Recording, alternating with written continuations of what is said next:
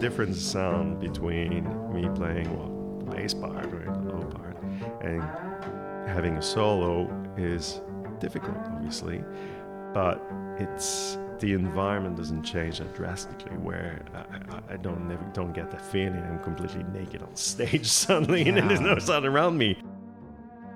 When I told folks I was coming to Australia and that I was visiting Sydney, I had so many recommendations for today's guest. We made it happen. It was such a great hang, such a great chat. I'm Jason Heath. This is Contrabass Conversations, and Maxime Bibeau, principal bass of the Australian Chamber Orchestra, is on the podcast today.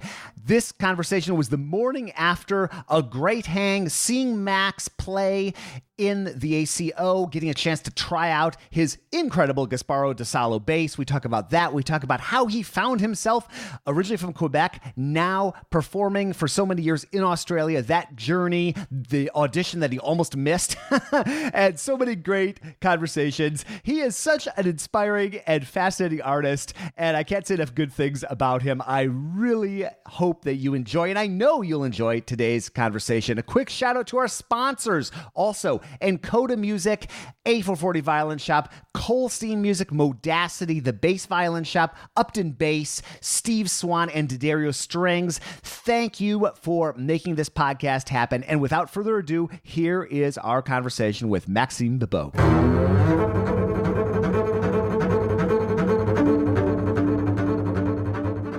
Yesterday, saw you play at Australian Chamber Orchestra, and you invited me backstage before, and I got to play a couple notes on this ridiculous bass. So, welcome. Thank you. Thanks for having me, Jason. Maybe tell folks a little bit about this bass that I got a chance to play a few notes on. That'd be a fun place to start. Yes, before you went and sat in the audience and fell asleep because you were jet lagged. No, you didn't. You didn't. No, I was totally riveted. It's a great performance. I'm just in a very lucky position that I get to play Gasparo Da Salo, and I've been for the last 6-7 years. And it's the main instrument I use in the orchestra these days. I needed to find something that would support all the fine instruments that surround me and the power that they have. And I was super lucky to come across this thing. Then to find someone that bought it for me to use. And then having years of quality time with it, getting to know it and getting to know each other, I guess. And I guess after these years now, the relationship is at a good state. I hope it doesn't get taken away from me anytime soon, though.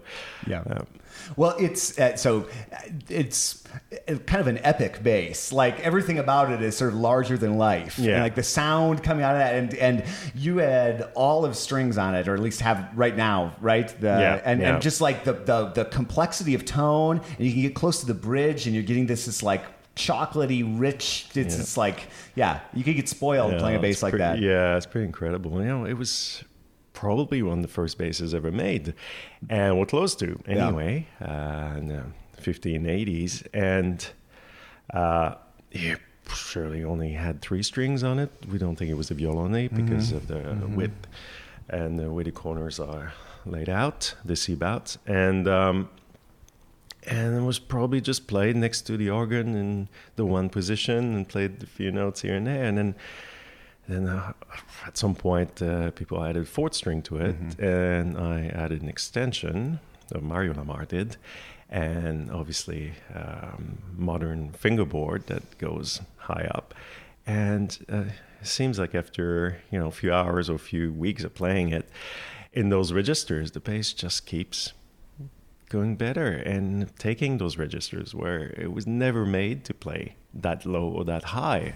It's pretty incredible. And it's happy.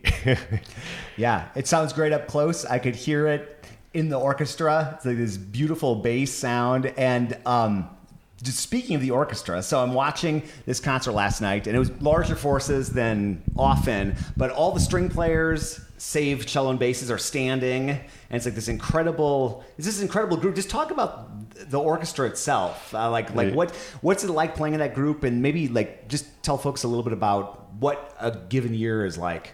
In terms of where you play and like. Well, we talk about the Australian Chamber Orchestra here.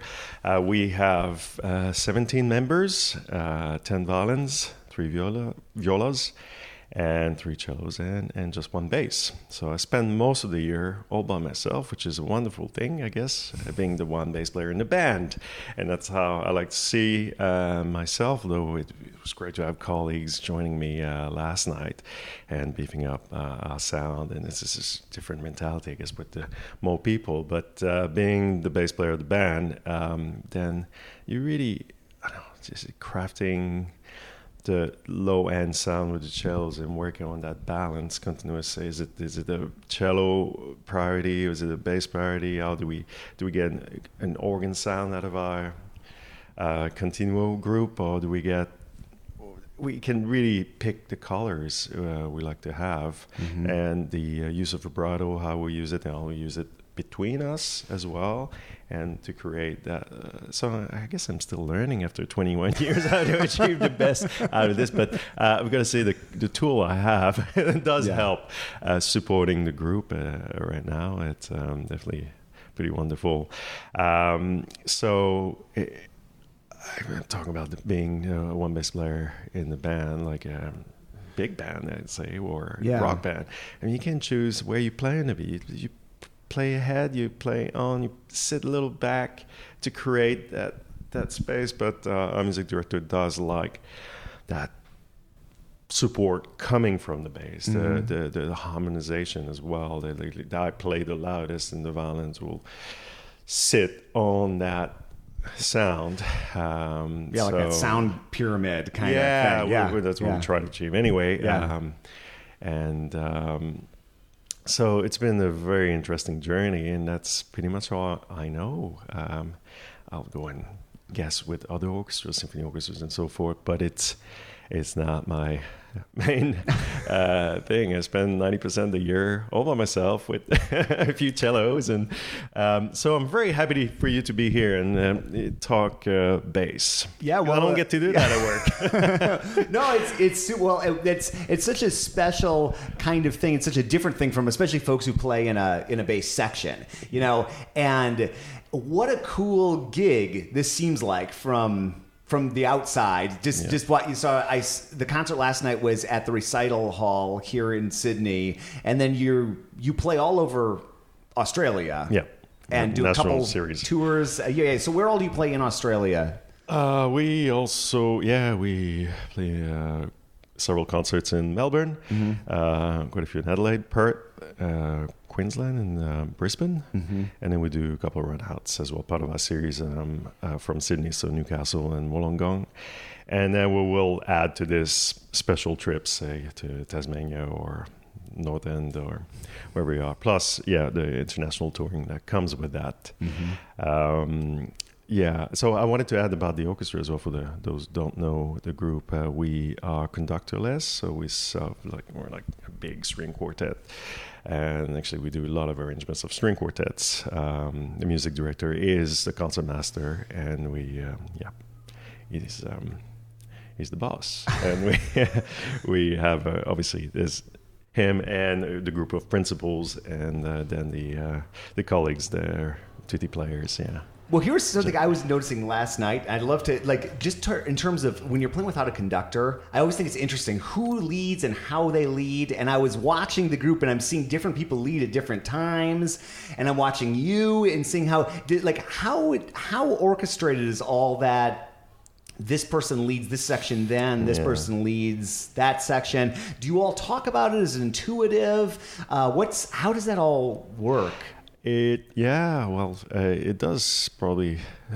It's probably why we're not that efficient with our rehearsal time. That's why it takes so long to rehearse it. There's a fair bit of discussion going on.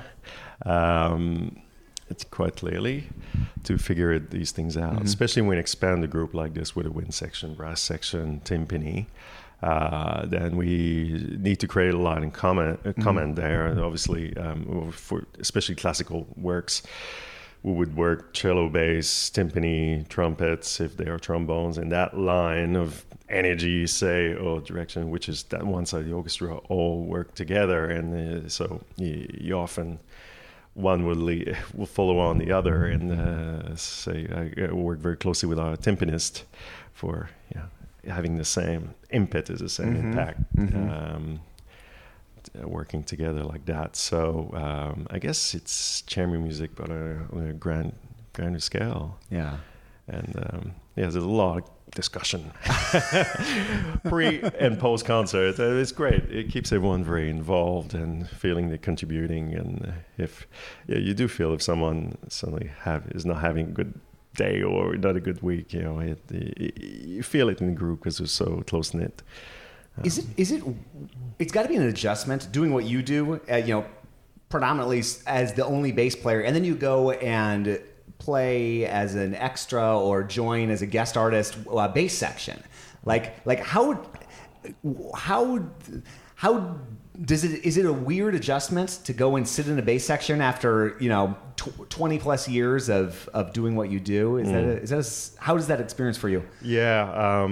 See, when I was a student, I never thought of it so much. I played in the symphony orchestra and did the different festivals, like a lot of the bass players would have done, or other musicians, and then being ingrained in that intensity of a small group, and I guess always knowing what the beat is because I have to, and I'm also creating it, ending up in the bass section and finding where that downbeat is going to be from the conductor and the response time of the orchestra with the conductor. So that first downbeat, especially if I have to lead, is oh God, it's so stressful because I don't live it day in day out. And as every orchestra, it's got its own culture, and so where's it gonna be? And you hope not to be too early. Where in my orchestra it's like celebrated. If I dare, the earlier that they're playing, the happier everybody else is. It sets it for everyone. So within good taste, right, obviously. Of course. Yeah. But creating that impetus. So I'd say it takes me a week or two, and then I'm in the zone. But as a guest, you don't get much more than that. Right. But I love playing the different repertoire. The repertoire we can't do with our group because we're too small, the bigger symphonies. So, And I love playing with other people and, seeing what they do and how they do it, and different bows, different types of bows, different schooling. I think it adds a lot to my playing. How is a guy from Canada, outside of Montreal, end up being the bassist for the Australian Chamber Orchestra? Like, take us on that journey. So let's rewind and go back. How'd you get into music in the first place? Yeah, I wonder. I wanted to become a scientist, and I still, well, actually, I guess I'm giving up now. but I like music, and I thought, okay, I'm going to push music as far as I can. I was a late starter on the bass, but push music as far as I can, and won't be successful because I was a late starter anyway, and I just loved it. And I thought, well, I can't do it the other way around. Either I don't do music, which I wasn't ready to give up. Either I do science and music, which I did for about a year or two, or just fully commit to music and always go back to science later. And I did the latter. Actually, except I never went back. I was too good, which I never expected. I was too successful, to think of going back. So I did the Conservatoire in Montreal with René Gosselin over there, which is a local player. And then applied for grad schools and somehow found my way to Rice University, like many others. And studied with Tim Pitts and Paul as well. Paul Ellison, that is. And through the studies kept doing summer festivals and different camps. And then somehow when at the end of my grad studies thinking, okay, what's next? What is going to happen now? And always hoping that something would just fall in my lap. But it doesn't happen in this world because you have to audition and you have to win those auditions. So I had those few months of wondering what would happen. So it took a couple of auditions in the U.S. and it got me in the mode, I think, the right mode. And then the Australian Chamber Orchestra were auditioning for a bass player. And they were going to hold auditions in the U.S. during their tour. So I said, okay, I'll fly from Houston to New York and play for the guys. Not really knowing what they were, but my, drinking buddies at university happened to be Australians. I don't know why. Can't understand that. And play for them, and I guess it's slightly less formal than AFM rules auditions, where I guess more European that way. But so it was like a mini recital with excerpts, and it was quite enjoyable after having done those screen auditions with 100 people warming around you. You think, wow, this is, I feel like a person. I feel like I can actually do what I've been doing at university, play for people, play bass class, studio class. So I felt right at home. And I'd heard the group the night before play at Carnegie Hall, and right away I thought, wow, this is what I'm looking for. One player and a variety of repertoire from Renaissance to brand new music, crossover stuff, and I was like, well, this is it. Mm-hmm. And sure enough, they invited me to come down and do a trial, which it again is more like the English or German system where the person ends up with the job, or they pick a couple out of the auditionees that they liked, and then they try you out in the orchestra for a month or two, which I did, and then ended up with a position a couple months later, and moved here, which was going to be for 2 or 3 years, but somehow I loved it so much. Not that I didn't like Canada or being in the US at the time, but this offered this incredible opportunity, and it just keeps on going. Who would have said I've been here for almost half my life? So we're lucky. It's a good group. It's very intense, very committed, and it's a wonderful place to live as well. The only problem is it's far away from Europe and far away from North America, which is as I learned, places. As I learned hopping on that 17-hour flight, and I'm on the West Coast, so it's I got off easy compared to some folks. Did I doing some research? I came upon some story about you almost missing your audition, or the bass not arriving, or something like that. Was there some sort of Am I getting my facts mixed up? Or no, you're quite right. I have no idea where you got that fact, but it's quite true. It's quite true. Not to name and shame any airline, but what happened? I was going to the AC audition from Houston to New York, and they would not let me check in the bass, and that was back in '98. And so, after lengthy discussions and, temperamental me at the time, young 25-year-old me, I found that I had no choice, but I had to send the bass via cargo.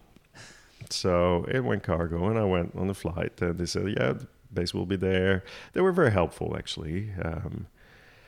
And making sure the manager there, making sure that I would be getting to the audition. He felt for me. I really felt that. Except that I land in New York, and they say, well, the bass is in, I can't remember, like Memphis. It went to the wrong place. It went to the wrong place altogether. So called that manager, and I said, I don't have a bass. He's like, oh, yeah, no.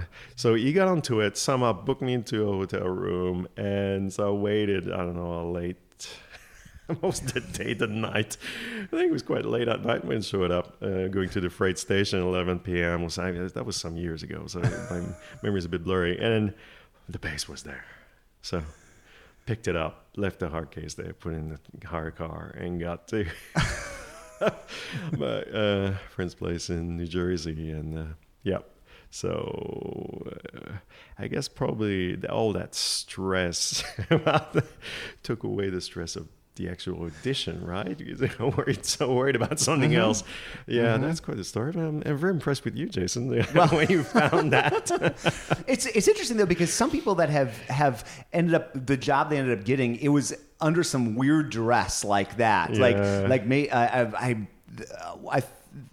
talked to several people actually who they had just had kids and they weren't getting any sleep and madness happened, and like all that almost sort of took away the anxiety that they might have had about the audition, and they just like went up and they'd done their homework, but the sort of craziness of their life circumstances at that point let them sort of let go in the moment. Yeah, I think this is quite true. I just remember playing recitals at university, say, au conservatoire, and I remember the better the pianist I had, the worse I would play, because it was all me, right? And if I had pianists that was a bit off game or not quite with me, then I'd play really well, because it would empower me, or in a way I'd be worried about something else, and I could let my other part of the brain just play and not go, for thoughts after thoughts and commenting on your own thoughts and getting completely freaked out. So there's something to be said about that. Yeah. This episode is brought to you by the Bass Violin Shop, which opened in 2001 as a small double bass workshop in Greensboro, North Carolina. Today, they're staffed by 3 full-time, highly skilled bass luthiers, and they specialize in double bass sales, rentals, setup, restoration, and repair. For nearly 20 years, they have satisfied thousands of clients by offering quality instruments, knowledgeable service, reliable repairs, and superior restorations at affordable prices. They recognize that traveling and flying with the bass can be a serious obstacle. That's why they now offer several options for the jet-setting bassist. Either rent their removable neck bass for a no-hassle, convenient way to take a bass in a small package, or convert your bass to a removable neck and never be without your companion for those important performances. Purchase their Lemur Music Liberty Bell Flyaway. This package includes an airline-friendly custom travel case, and in minutes you can disassemble the bass and you're ready to go.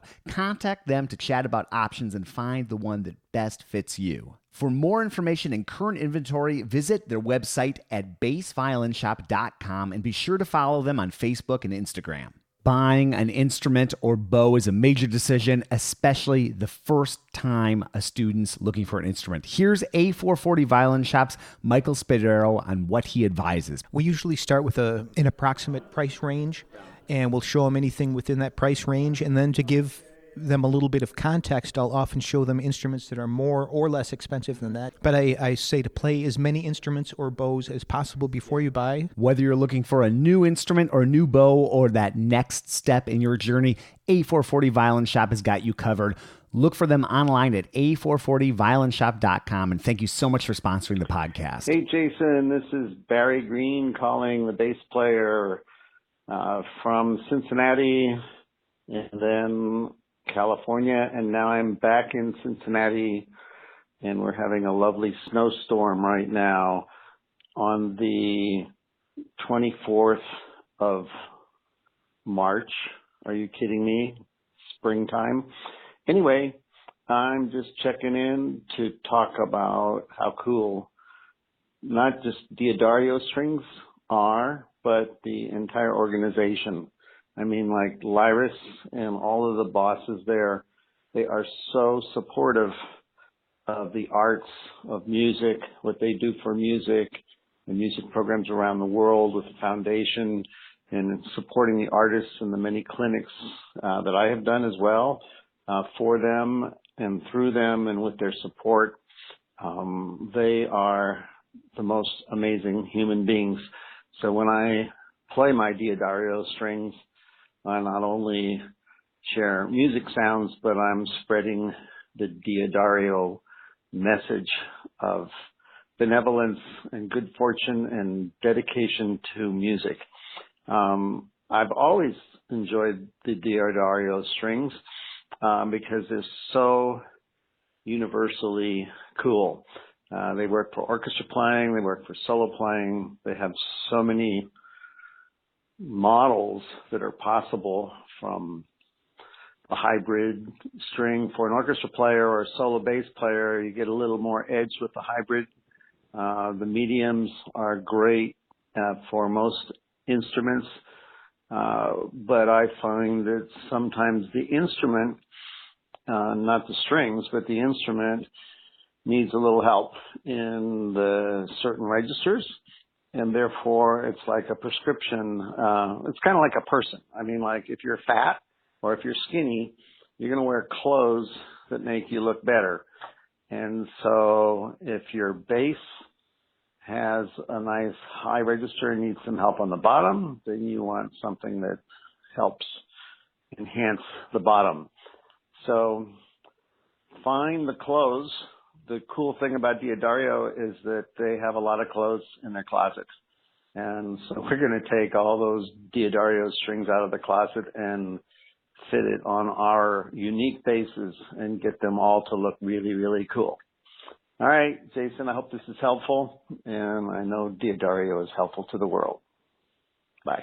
A question I like to ask people on the podcast is, what advice would they give their 18-year-old self? And here's Barry Kolstein of Kolstein & Sons answering that very question. I think as an 18-year-old and, or even in my early 20s coming into the shop, everything like that, a lot of it was laid out for me. There was a plan, that I was given a plan, which I often say I've done a good job, and I'm proud of what I've done with the shop, and I continue to be proud. But, I was given an opportunity, and I always respect self-made people, that weren't given that opportunity. It's what you do with the opportunity. Barry has been providing bassists with opportunities through beautiful instruments, bows, cases, you name it. He's been doing this himself for 50 years, and the shop is celebrating their 70th year in business. Thank you so much for what you do, Barry. Check them out at Kolstein.com, and thank you for sponsoring the podcast. I want to go back to Rice for a second, because I have chatted with many people who've studied with Tim and with Paul, and I'd love to hear any. I know you learned a lot from both of them. Maybe any favorite memories, or when you think of Tim Pitts, when you think of Paul Ellison, like what comes to mind with each of those people? What if you were going to sum up their teaching to somebody who was thinking about studying with them or had heard of them? Kind of a big question, but any thoughts on those two guys? I think, it was a great balance at the time for me. So I said Tim would be, he's down to earth, pragmatic, it's got to sound good now.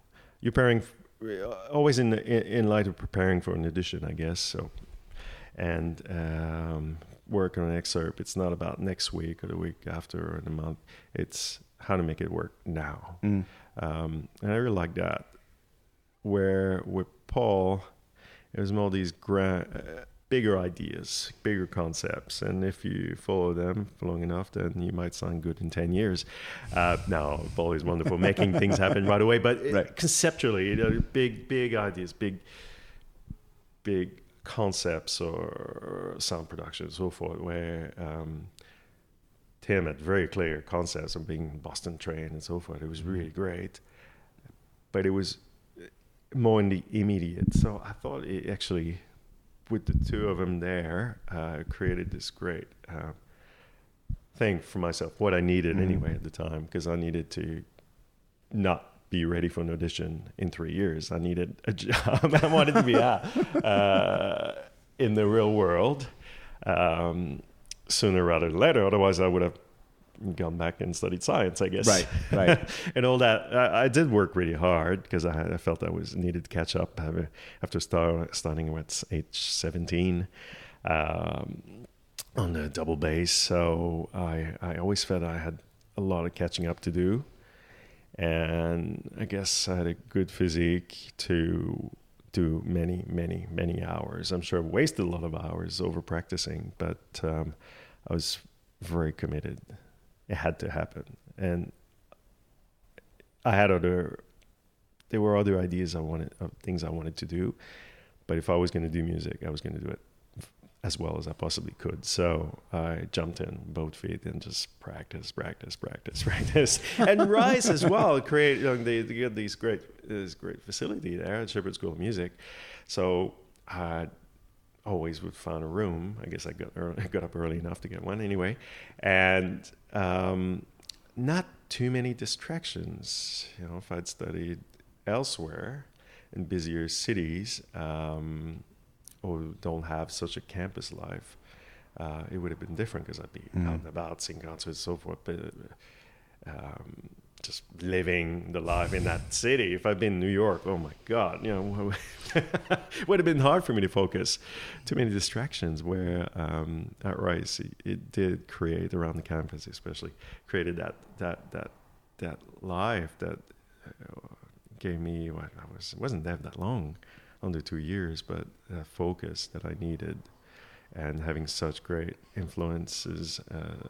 As Paul and Tim, and also ISB coming when I was there. That was the wonderful. Year that the ISB convention was in Houston. Yeah, right? It was a great convention. It was the only convention I ever managed to make it to, but it was wonderfully influential for me. And the general level of the studio, there were 14 of us at the time, and it was good. It was very good, and always playing for each other and pushing each other and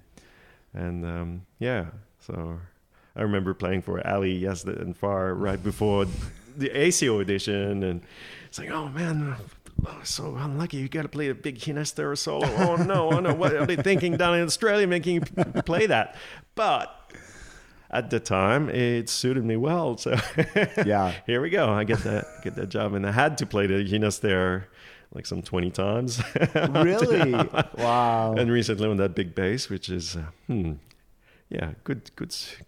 exercise. Do you get nervous when you have to do something like that? Oh, yeah.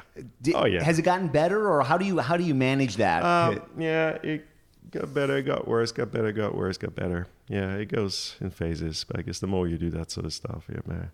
Well, I was talking to, we were talking last night about Scott Pingle, principal bass in San Francisco Symphony. He was talking about playing the Mahler 1 solo, which is something you're probably not doing in the ACO. No, never had the chance to do it. You know, that annoyingly challenging, simple, deceptively challenging solo. Yeah. And he was saying he was playing it in Romania. I think it was Romania, and they were filming it live, and there was like a camera on a boom, and as he was playing it, the camera's like zooming right in on him, and he did it for the proms, and it was being broadcast on the BBC, and just that sort of pressure.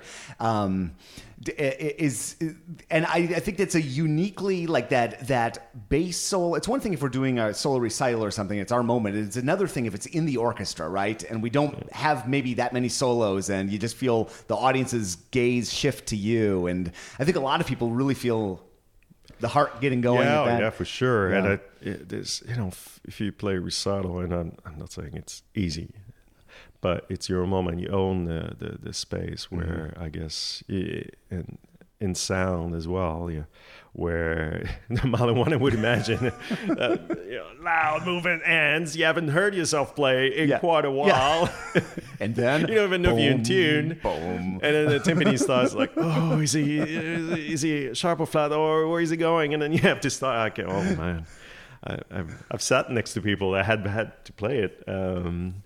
And I fell for them because it's like, oh, where? But that Hinestera solo is... Yeah, but that's like the difference. It's like, I can always hear myself. Mm-hmm. So the difference in sound between me playing, the bass part or the low part and having a solo is difficult, obviously. But the environment doesn't change that drastically, where I don't get that feeling I'm completely naked on stage suddenly, and then there's no sound around me. It's like, whoa, it's not such a variation. But bass solos are hard because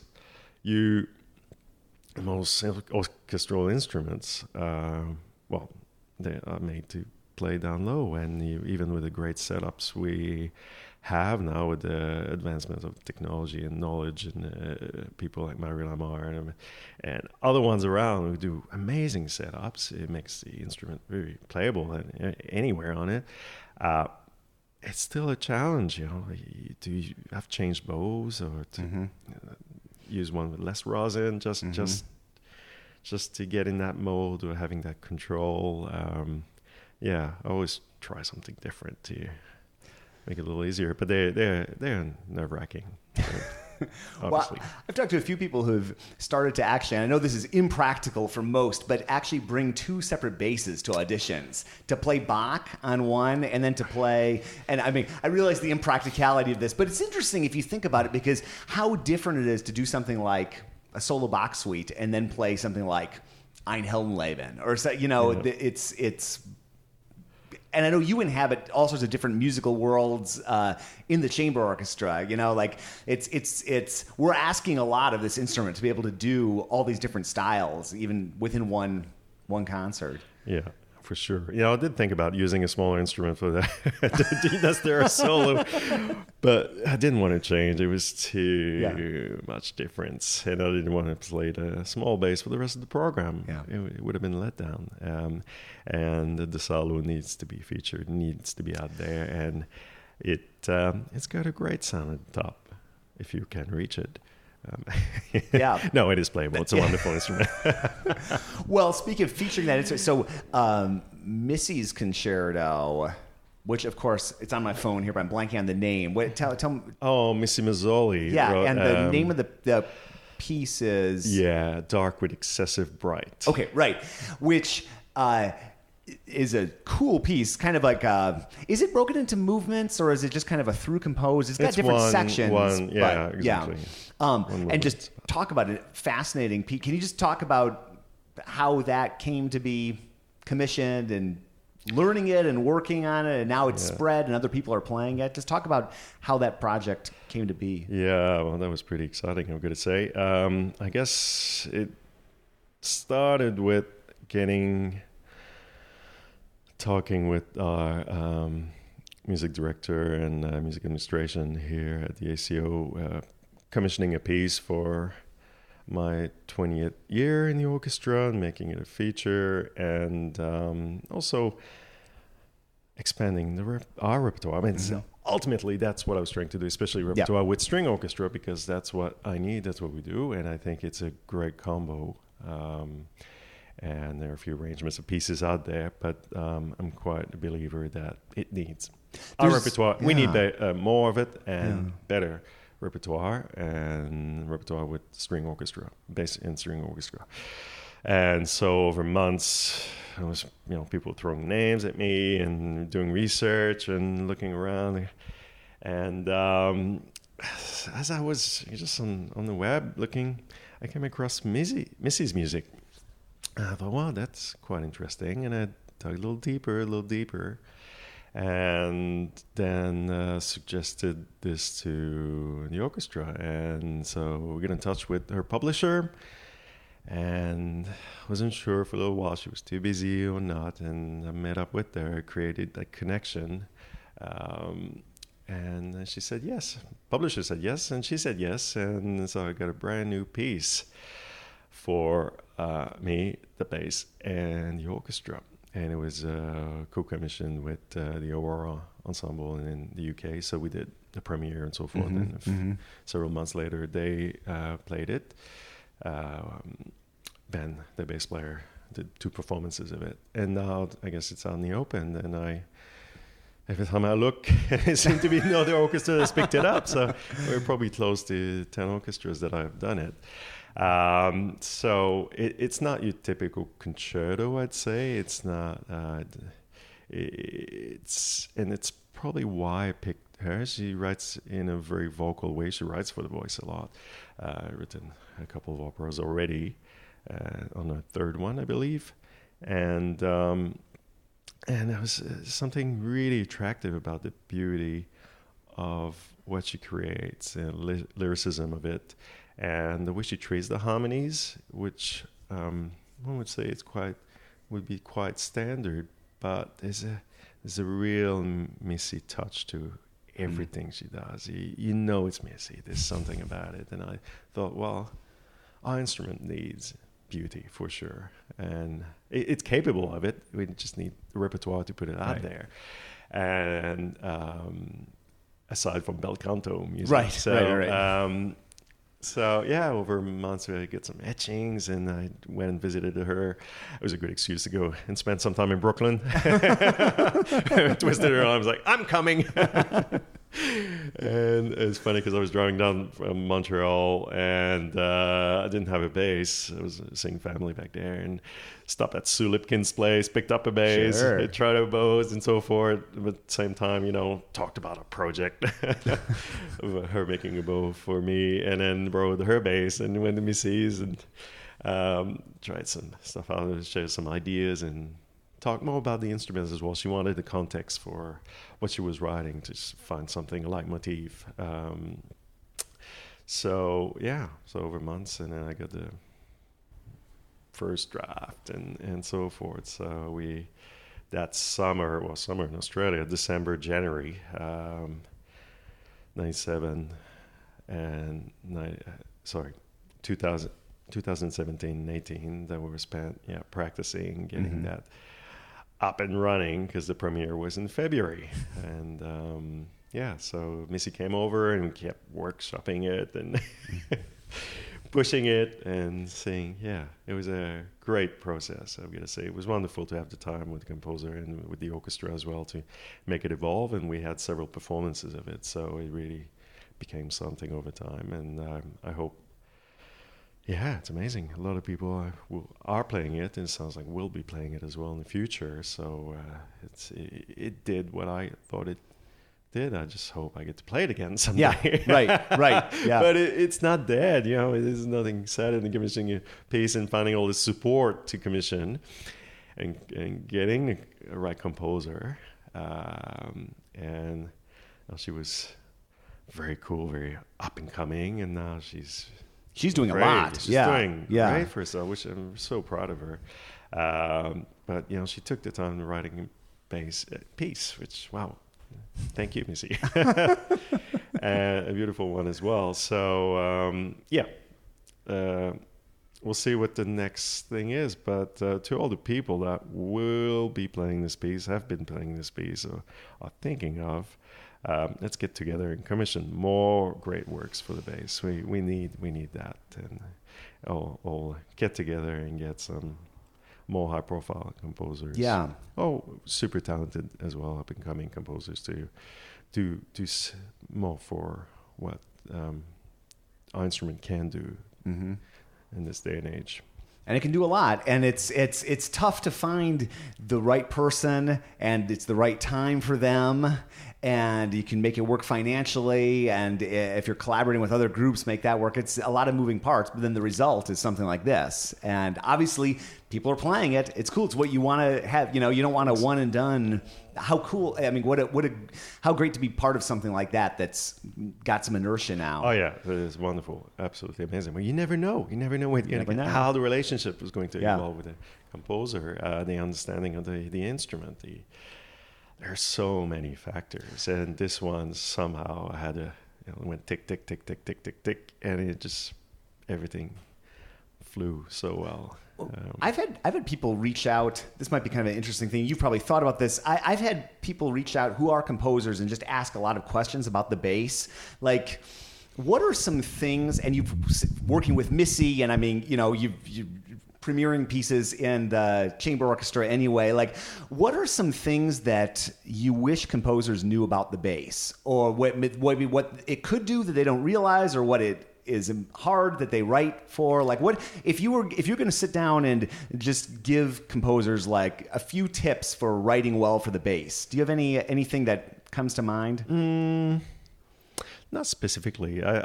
I think workshopping is the essence of it, because they will catch onto something that will give them an idea to see. I mean, that's what the fourth piece of commission, we've commissioned, I should say, for me and the orchestra, or the fourth one is a chamber music piece. But it's, I think, keeping the communication open and not for the composer not to be cagey, and not. There's obviously a certain level of pride of, if I were to write music, to understand the instrument I'm writing for, but don't hesitate to ask, and the player will have suggestions, obviously. If you know, with that relationship, just bounce things, if it's sometimes just the bar or a little idea. I remember a few years ago commissioning Matthew Heinzen as a local composer here. Also heads the composition department at the Sydney Conservatorium of Music. And I don't know, somehow I went to a Stanley Clarke concert. I was like, oh, you did that number, the slapping on the bass, on double bass. And I was like, yeah. And Matthew loves rock and roll, heavy metal, as well as classical music. But I was like, how about we just like have a groove in there? And it's sure enough, full slap section. and you put the framework of it, and I filled it up with mute notes and so forth, as you would, because I used to play electric bass as a kid.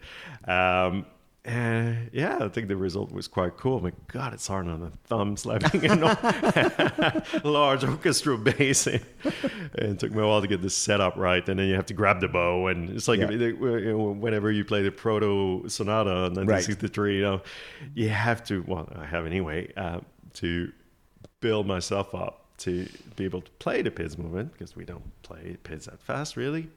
I don't play that much jazz, ever. And then being able to hold the bow steady when that slow movement that comes over, training yourself to do that. So it was the same with all that crazy slapping early on in the piece. And then it's like, okay, I've got all this stuff coming out. As a Matthew, just like, that's what I'm talking about. Like these things that having some loud, more simple passages right after that, so it gives my hand a chance to settle and feel my fingers in the bow again. And so that relationship, I remember with Missy, she was asking about harmonics, how to treat them, false harmonics and just natural harmonics, and the string crossings, and there's a whole barrelage section in the piece if ever any of you come across it.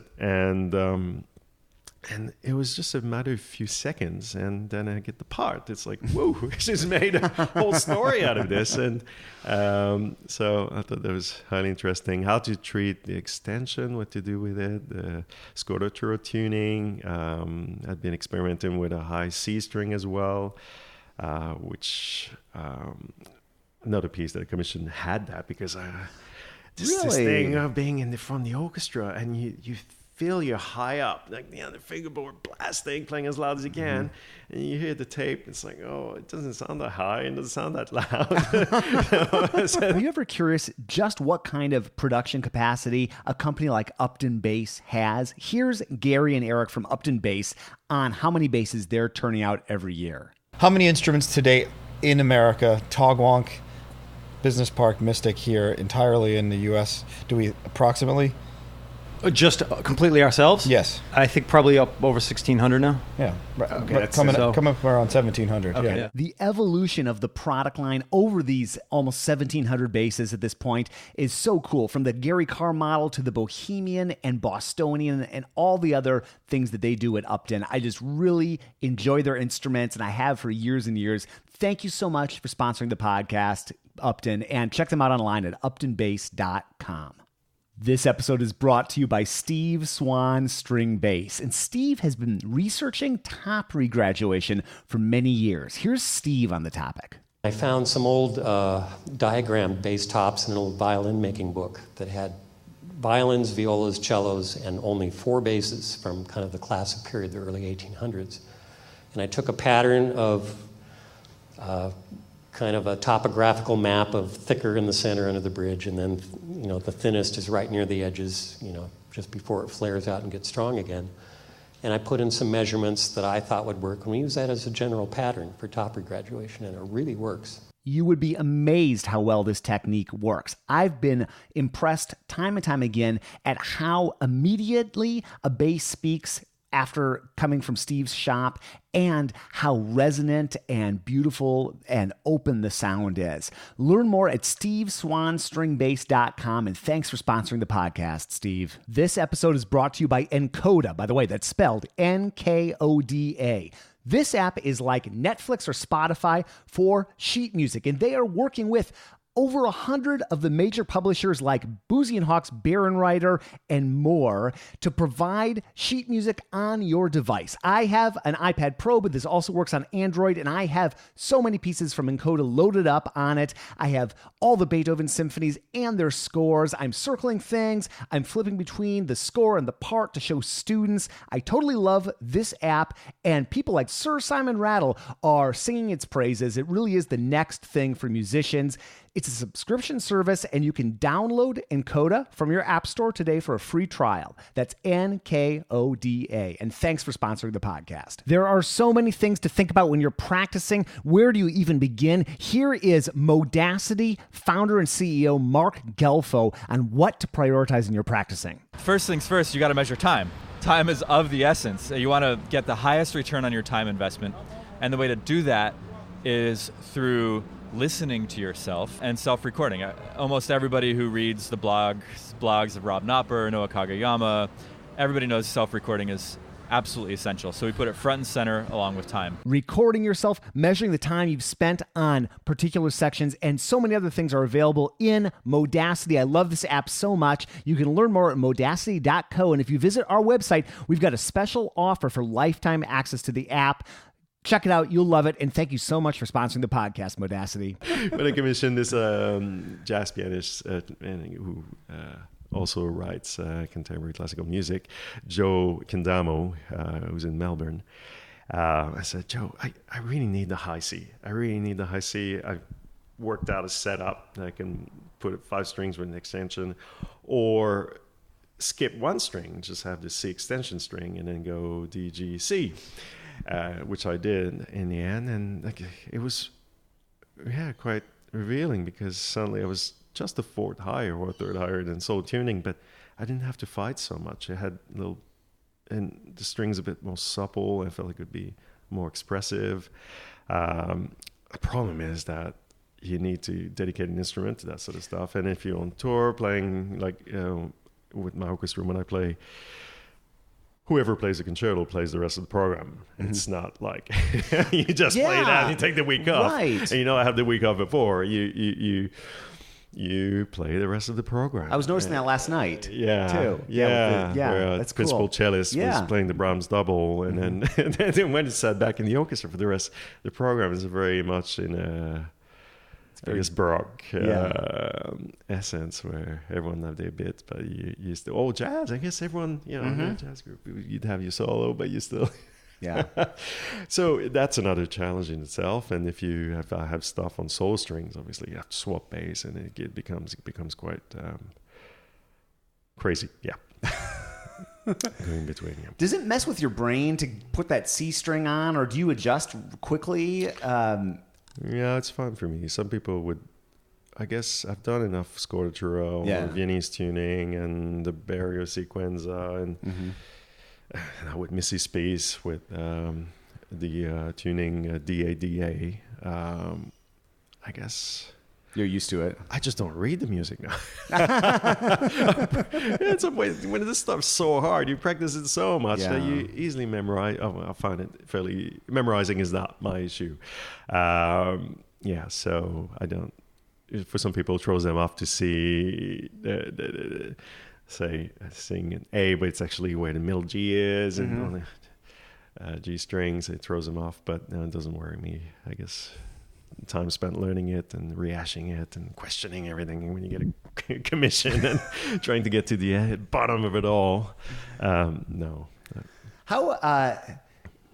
I'd love to know, you were talking a little while ago about just practicing, and like when you were just practicing, maybe good, maybe not so good when you were a student, and just putting in a ton of hours. And I'm sure that's evolved for you a lot. You're preparing Missy's piece or your whatever, this piece with a high C, or like, what does your practice time look like these days? How has it changed over the years? And I know it's tough because now kids and tour, and it's, practice time probably is at more of a premium, I'm guessing, these days. What do you do on the bass? Like when you have the bass in hand and you're getting to work, like, are you doing a lot of just technique maintenance these days? Do you dive right into the repertoire? I just think it's interesting how people... When I had the time in my previous life, I would do that. I still had my rise routine of an hour of technique, and then go on to work on the repertoire. Now it's if I've had enough sleep, and then have the time to do it, I'll. It depends what's cooking, what's happening. I guess what mode I'm in. Am I in a solo mode, or am I in a more orchestral mode, or simply maintenance, or just wanting to further my playing? So it changes quite a lot. And there's always say different targets. If you have something extremely hard, I've got something in a year's time, but I really want to feel good about it, and it's a main stage performance. With in the context of the orchestra's program, but I'm just a solo bass piece I'm doing, and it has to feel right. So I'll do a few minutes a day. If it's only 15 minutes, it's only 15 minutes, but it's got to slowly feel more natural. That's a luxury because it's not a new commission. You're lucky to get it 2 months before, and and then things change, and they should as well. It evolves. So it's a whole different challenge. So it depends what mode I'm in. And obviously, with the orchestra, we tend to have go on raw gut strings for Baroque programs, sometimes at 415, classical, at times on semi-covered, two covered, two raw. Flat wound or round wound strings at 430 with period winds, and then we have the rest of the music as well. So it changes, and there's something like that. Obviously, I got to breaking the strings, or at least get used to them again, and so that's a different type. So I'm bringing a very not helping you out here. I don't have a specific routine. It's interesting. I'm not looking for the targets. It's a short term, mid term, long term. I still have that. And it's obviously maintenance or making sure everything's working well. And then for me, in the last few years, been getting used to playing the instrument that I'm playing. There are instruments that I've got similar string length, 110 centimeters around, and there's even longer I've seen in Germany, but the sheer width of it, and I guess I want the instrument to sound as good as it possibly can. So I spent a lot of time tweaking the instrument or tweaking myself to make the instrument sound as best as possible. So that was the main thing. And when I had features on it to make it speak real quick, it seemed to have changed so much over time. And I guess probably did as well for the same token. But talk to me. All these great ideas of Paul came in very handy. All that posture and definitely. Right. Yeah, you learn so much. Like I've learned so much from Paul Ellison, just about managing your body around the bass, and you get something like the Da Salo, which is not a small bass. It's but well worth playing. Obviously, this is a beautiful thing. So trying to figure out how to play it in a way that you're going to be able to do so long term and play up high and all the things you're talking about. That's that's a form of practicing what you're talking about. I was forced to revisit all of that. Yeah. And it's been a great exercise. Took a while, I've got to say. So that's, I guess, a lot of my practice was focused on that and getting the sound I desired out of the instrument, or the balance of the low end, the deep low end, the incredibly rich low end it's got to speak so quickly, and having a screaming and beautiful tone at the top, but having that projection. Well, what you got right now is incredible. It sounds great. My few minutes playing on it feels great. I mean, it's really something. Yeah. I'm quite spoiled, I'm going to say. I'm not sure what I'll be able to play after. But it's a privilege, obviously. Anyway, so much about the bass. It's about the music and what it allows you to do. But having an instrument like that has such a patina, and you barely know its story. We don't know much about it. We just think it was in this monastery for probably 400 years.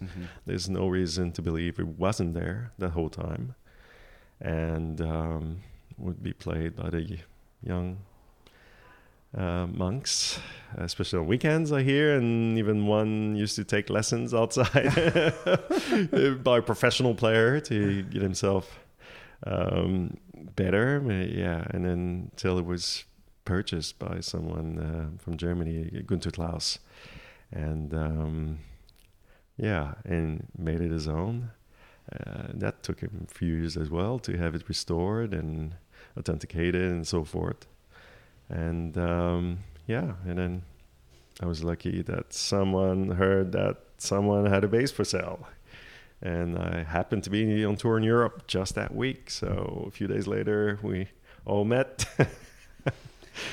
And all worked out. Yeah, it took about a year, but it landed in Australia.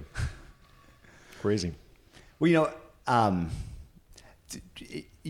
this seems like such a super cool and musically rewarding path that you're on with this group. And I mean, talking about playing all these different A415 and raw gut, and then I mean you're exploring all these different things in the ACO, and I'll put links to everything in the concerto, and so folks will have heard you play, and a lot of people probably think, wow, this, and especially younger people listening who are like 15, 16 might think like, wow, I'd love to do that. And it's not like there are a plethora of orchestra jobs anyway. Certainly, we were talking last night, there aren't very many positions like what you do.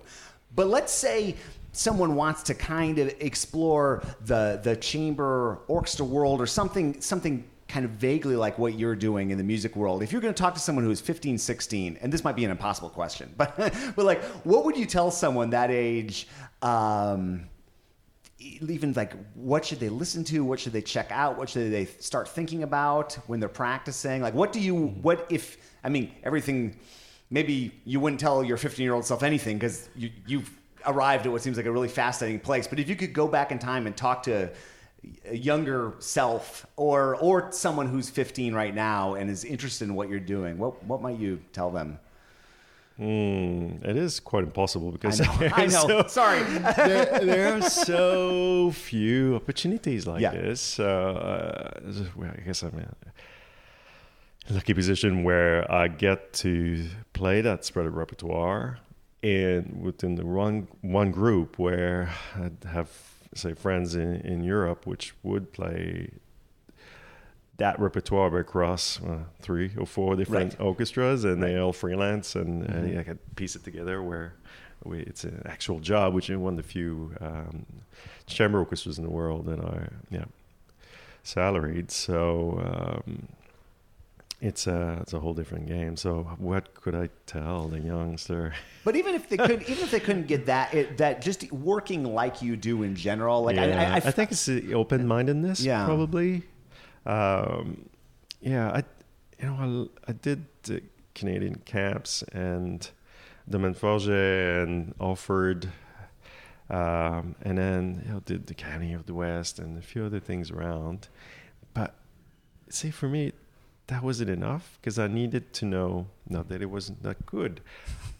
I was curious to see what else was out there. So I did other projects in Europe as well, in the World Youth Orchestra, which does not exist anymore, Jeunesse Musicale World Youth Orchestra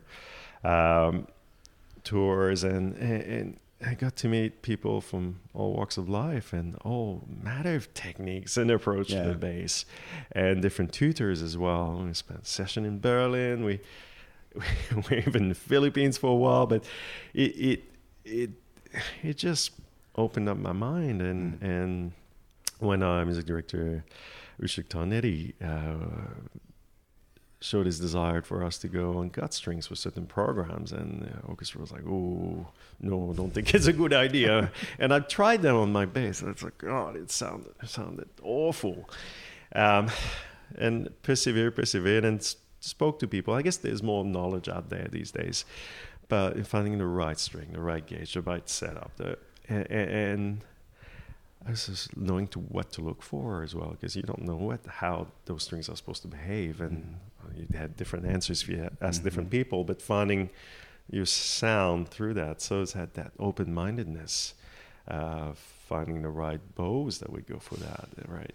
You know, it's not necessarily your expensive Pernambuco wood that would work for that. Something very simple, maple, plumwood, sometimes works better with raw gut. But I think you need that open-mindedness to go and look for that information and look for these sounds. But I have a feeling now it's a lot more open. I remember Paul bringing those weird bows and gut strings in class. I'm like, what are you doing, Paul? No, I found it really interesting. But it seemed to be a foreign world. You think, I appreciate it, but it's not for me. Yeah. But nowadays, you think, why not? And you know, some bassoon colleagues play modern and classical bassoon and baroque bassoon, and why not? It's just having, and once you have the sound that say baroque bassoon would make, or baroque setup bass, then you can at least replicate that if should you have your modern setup. So I think that open-mindedness is very important, and being your own person. That's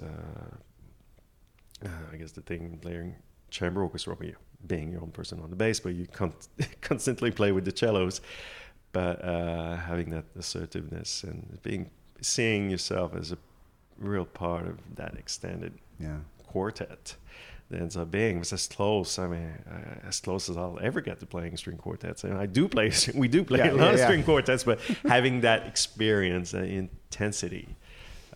So that's pretty exciting. Yeah, it's a cool. Well, congratulations on 21 years. Yes, so the start that makes me quite old. But yeah, started your third decade, I guess. Here, and it seems like a really full and rich and satisfying path. And I had a great. I can't wait to hear the group play again.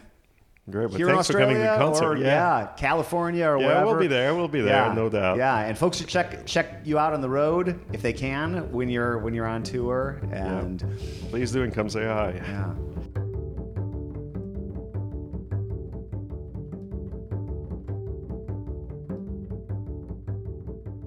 Max, you rock. Thank you so much for chatting. Let's definitely do it again soon. And I just love trips like this trip to Australia, though there's nothing like a trip to Australia, first of all, but trips where I go and sit down and spend some real time seeing people play, getting to know them, really learning about their lives and being in their environment. That is just so inspiring to me, and I want to continue doing this, and I'm planning on continuing to do this. We did this in New York in 2018. We're doing it here in Australia, or did it recently in late 2019, coming out for the next couple months here in 2020. And I hope you're having a good time following along and learning about the world of the double bass in general, but in particular in Australia here. Thank you, Max. Thank you to everybody who chatted with me and made me feel so welcome. I just can't thank you enough.